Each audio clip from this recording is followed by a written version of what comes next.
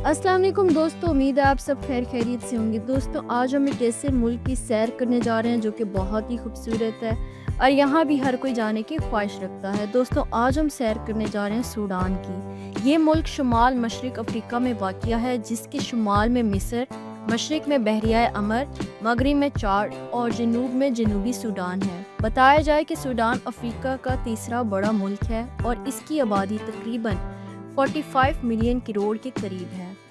दारुल हुकूमत खर्तूम, जहां नील के दो दरिया आपस में मिलते हैं। ज़बान और मज़हब, सरकारी ज़बान अरबी है, अक्सरियत मुसलमान, तकरीबन 90%। दोस्तों सूडान एक कदीम तहजीबी मुल्क है जहां नोबियाई और कशी सल्तनतों ने हज़ारों साल पहले हुकूमत की। यहाँ के अहराम मिस्र के बाद सबसे ज़्यादा हैं।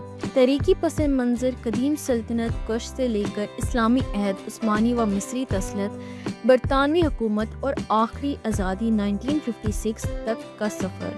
सोचिए एक ऐसी सरजमीन जहाँ नील बहता है, अहराम खड़े हैं और तरीक हर रेत के ज़रे में सांस लेती है। ये है सूडान।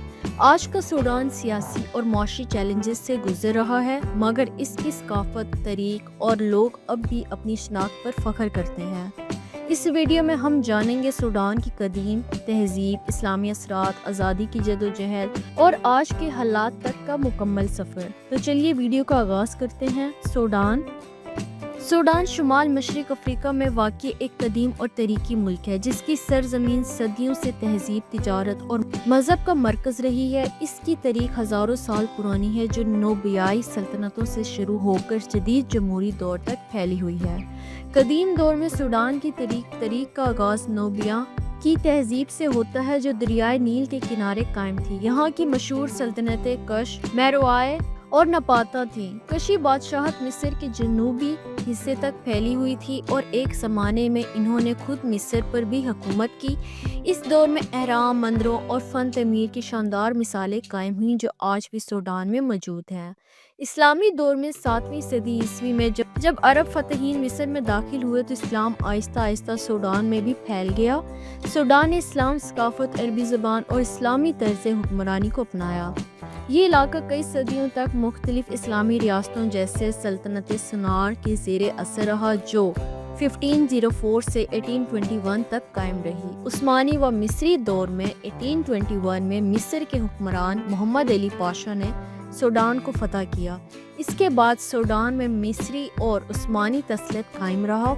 इसी दौर में तिजारती सरगर्मियाँ बढ़ीं, लेकिन गुलामी का निज़ाम भी आम हुआ, जिसने सूडान के मशरती ढांचे पर गहरा असर छोड़ा। 1 जनवरी 1956 को सूडान ने बरतानिया और मिस्र दोनों से आज़ादी हासिल की। ये अरब दुनिया और अफ्रीका के आज़ाद होने वाले अवलीन ममालिक में से एक था।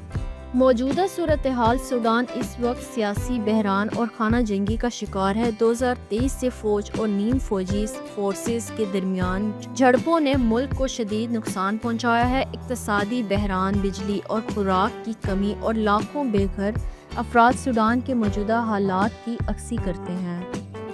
सूडान इस वक्त मशरिकी अफ्रीका का वो मुल्क है जो सियासी, मुआशी और इंसानी बहरानों के सख्त दौर से गुजर रहा है। 2023 से मुल्क में जारी खाना जंगी ने लाखों अफराद की जिंदगियों को मुतासिर किया है। सियासी सूरत हाल अप्रैल 2023 में सूडान की फौज और नीम फौजी तंजीम रैपिड सपोर्ट फोर्स के दरमियान शदीद झड़पें शुरू हुई। दोनों फरीक इक़्तिदार पर कब्जे की कोशिश में हैं। इस तनाज़े ने दारुल हुकूमत खर्तूम समेत कई शहरों को तबाह कर दिया। हज़ारों अफराद मारे जा चुके हैं, जबकि लाखों लोग अपने घरों से बेघर हो गए हैं। अमन मुज़ाकरात कई बार शुरू हुई, लेकिन अभी तक मुस्तकिल जंग बंदी नहीं हो सकी।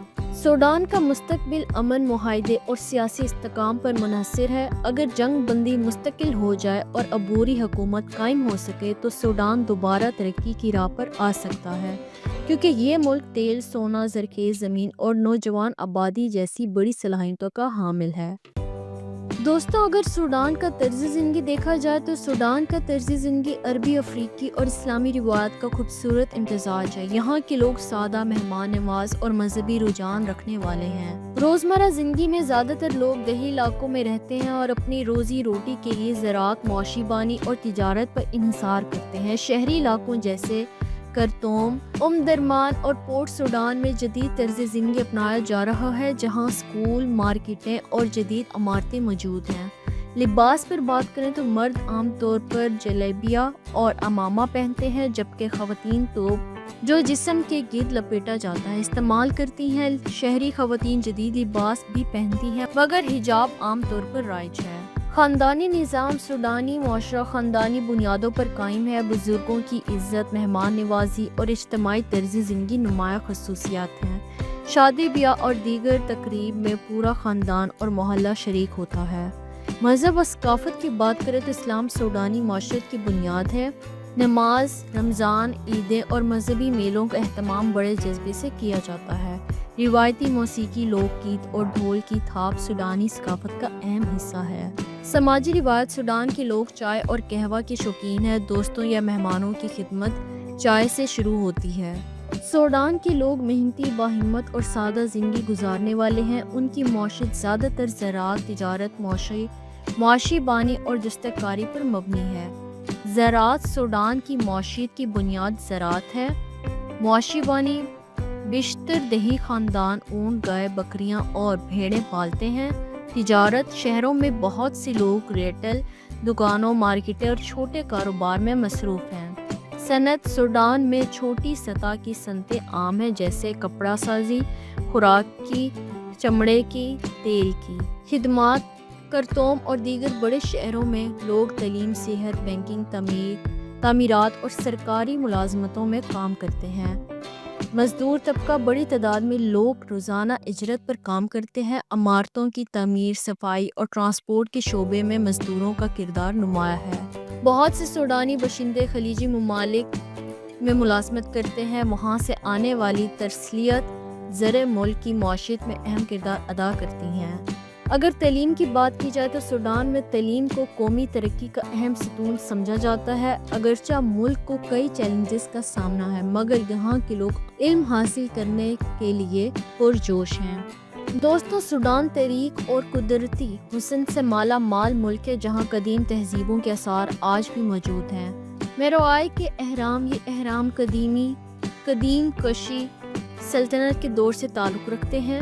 کرتوم دارالحکومت، جہاں وائٹ نیل اور بلو نیل دریا آپس میں ملتے ہیں۔ درمان ثقافت اور موسیقی کا مرکز ہے۔ پورٹ سوڈان بحیرہ امر کے کنارے واقع یہ شہر سوڈان کی اہم بندرگاہ سمجھی جاتی ہے۔ جبل مرا دارفور کے علاقے میں واقع پہاڑی سلسلہ جو قدرتی چشموں، جھیلوں اور سبز وادیوں سے بھرپور ہے۔ ایسے بہت سارے مقامات ہیں جو لوگوں کو اپنی طرف متوجہ کرتے ہیں۔ سوڈان نہ صرف تعلیم اور تاریخ کے اعتبار سے اہم ہے، بلکہ اس کی ثقافت، آثار قدیمہ اور قدرتی مناظر دنیا بھر کے سیاحوں کو اپنی طرف کھینچتے ہیں۔ سوڈان ایک ایسا ملک ہے جو قدیم تاریخ، قدرتی خوبصورتی اور منفرد ثقافت سے بھرا ہوا ہے۔ اگرچہ یہ دنیا کے مشہور سیاحتی ممالک میں شامل نہیں، لیکن جو لوگ یہاں آتے ہیں وہ سوڈان کے تاریخی ورثے، نیل کے کناروں، صحراؤں اور روایتی مہمان نوازی سے گہرا اثر لیتے ہیں۔ دوستو، سوڈان کو اکثر قدیم نوبیا کی سرزمین کہا جاتا ہے۔ یہاں ایسے آثار موجود ہیں جو مصر سے بھی پرانے ہیں۔ سوڈان ان مسافروں کے لیے ایک پراسرار مگر دلکش ملک ہے جو تاریخ، فطرت اور سادگی میں چھپی خوبصورتی کو محسوس کرنا چاہتے ہیں۔ سوڈان کے ویزے کی بات کریں تو سوڈان جانے کے لیے غیر ملکی شہریوں کو ویزے کی ضرورت ہوتی ہے۔ سوڈان کا ویزا حاصل کرنے کا عمل نسبتاً سادہ ہے، مگر اس کے لیے کچھ لازمی شرائط پوری کرنا ضروری ہے۔ آپ وزٹ ویزا بھی کر سکتے ہیں، business visa, student visa, work visa, ان سب کے لیے آپ بآسانی اپلائی کر سکتے ہیں۔ ضروری دستاویزات: سوڈان کا ویزا حاصل کرنے کے لیے عام طور پر درست پاسپورٹ، ویزا درخواست، 2 عدد پاسپورٹ، سفری منصوبہ، رہائش کا ثبوت، بینک سٹیٹمنٹ۔ اگر آپ کو کسی ادارے یا فرد نے مدعو کیا ہے تو انویٹیشن لیٹر لازمی ہوتا ہے۔ سوڈان کا ویزا حاصل کرنا نسبتاً آسان ہے، خاص طور پر اگر سفر کا مقصد تعلیم، تحقیق یا سیاحت ہو۔ یہ ملک تاریخی ورثے اور قدرتی مناظر سے بھرپور ہے، اس لیے ویزا لینے کے بعد یہاں کا سفر ایک یادگار تجربہ بن جاتا ہے۔ تو امید ہے کہ میری آج کی ویڈیو آپ کو اچھی لگی ہوگی۔ نیکسٹ ویڈیو کے لیے اجازت دیں، تب تک کے لیے اللہ حافظ۔